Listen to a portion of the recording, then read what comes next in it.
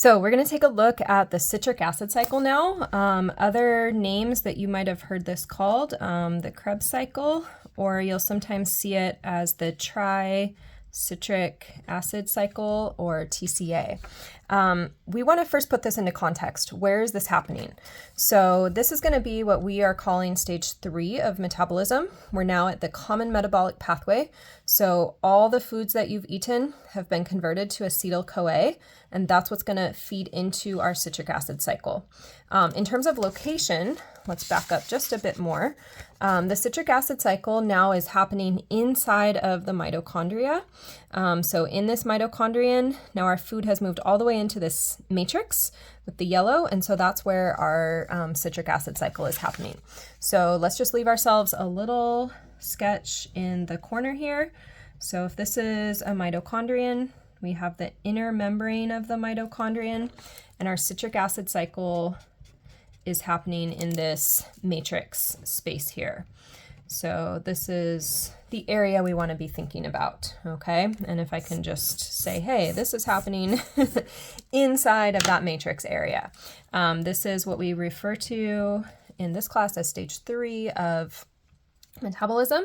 And if I look here, this is what we're looking at on our little pathway, just to keep us kind of grounded. You can see the circle here.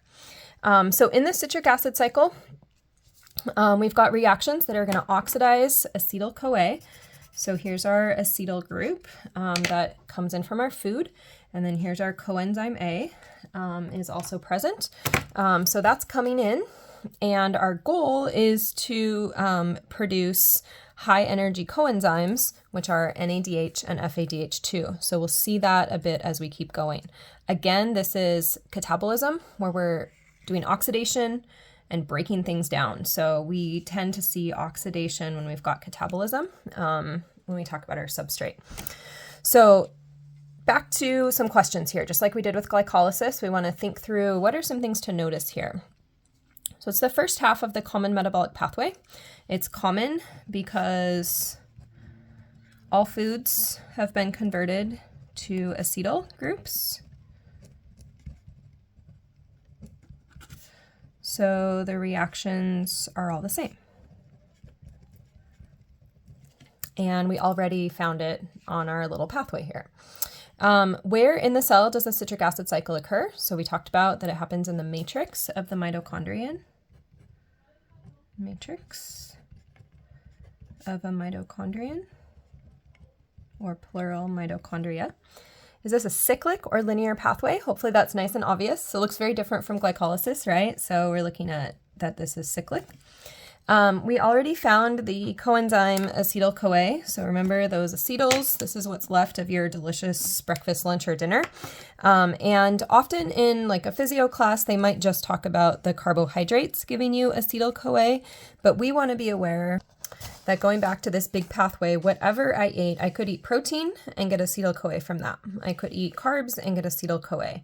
I could eat lipids and get acetyl-CoA. So whatever I eat, this is why it's common, right? All the foods have turned into these 2 carbon chunks that we're going to follow now. So the next thing we want to look at is finding these high energy coenzymes. And all of these questions you should be able to go through after the video is done, redo this all yourself.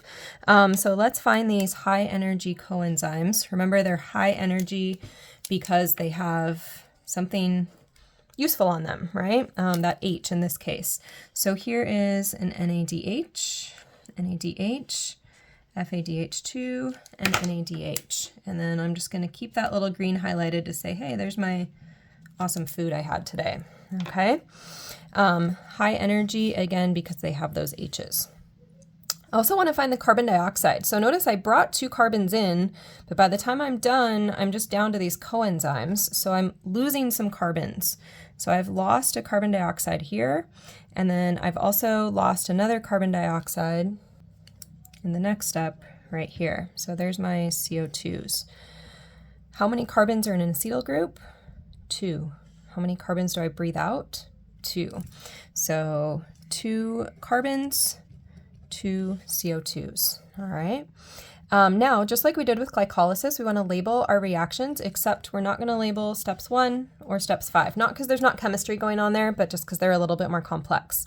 And we want to have the perspective of the substrate. So that would be, for example, citrate. This is where citric acid cycle gets its name from.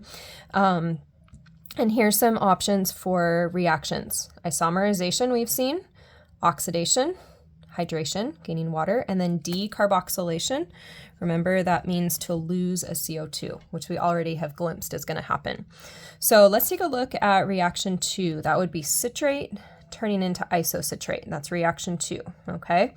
Remember what we learned before about pathways. Look at the arrow for some clues. There's nothing on that arrow, right? Nothing added, nothing removed. So this tells me that this is an isomerization reaction. There's another little hint here. Look at the names. Citrate turns into isocitrate. So same atoms, just rearranged as an isomer. So reaction 2, isomerization. Reaction 3 is another one of these. Two things are happening. We saw one of those in glycolysis. So the nucleotides can be a hint. The NAD, if I asked you about the NAD+, NAD+ got reduced. And so then I would say my isocitrate must have been oxidized. You with me here? So we're looking at isocitrate becomes alpha ketoglutarate. NAD gets an H, so it's reduced. Isocitrate is therefore the opposite, so oxidized as it continues. The other reaction that's happening here, I'm losing the CO2. So I would also say that isocitrate goes through a decarboxylation reaction. So I've got two things happening at step 3 there. Okay, continuing to 4, another complex one, but we are getting better at those, I hope. So the nucleotide gains an H, and we lose a carbon dioxide. So again, reaction 4, as far as the alpha ketoglutarate is concerned, alpha ketoglutarate gets oxidized, and oxidation is what we see with catabolism. And then we also have a decarboxylation reaction. I'm going to leave this reaction for you to figure out. Use the nucleotide as a hint. If I keep going here's one I haven't labeled for you yet, but look at step 7. So that would be fumarate turning into malate, right? Notice the water is coming in. And so when I add water to a molecule, we've seen that before, the double bond gets an OH added onto it. So step 7 here is a hydration. So water is getting added to that double bond. This is where we're using all those reactions that we learned back in chapter 11 and way back when, okay? So I'm gonna leave you with 6 to label and 8 to label. Make sure you label those. Couple more things to notice here. So box the GTP molecule. So here's GTP. Remember, GTP is very similar to ATP. It just has a different base there at the front of it. And if I look around my pathway, I only get 1 GTP. So yes, I get a bit of energy, but it's not that much, okay? And then finally, let's kind of summarize what happened here. So from 1 acetyl-CoA that's coming in, some key products, that's things coming out, okay? The products we're excited about are going to be that we get 3 NADHs, 3 high-energy coenzymes. We also get 1 FADH2. So excited about those.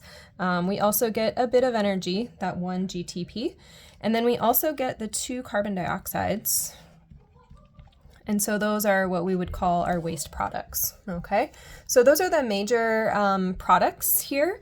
And then this oxaloacetate is ready to keep the cycle going. So it's gonna come up and pick up 2 carbons and do this again, and then get reused over and over again. Let's just put this back into context. So notice back on my big metabolism pathway here, I just worked through acetyl-CoA, came in, generated high energy coenzymes that are gonna kick off the next pathway. So generated those. I also exhaled carbon dioxide and got that 1, they've got it listed as ATP here, but really we get that 1 GTP. Okay, so that's what we have just completed in the matrix of the mitochondria. And then we're gonna go to stage 4 where we take those coenzymes and convert them to ATP. Finally your lunch is turning into ATP.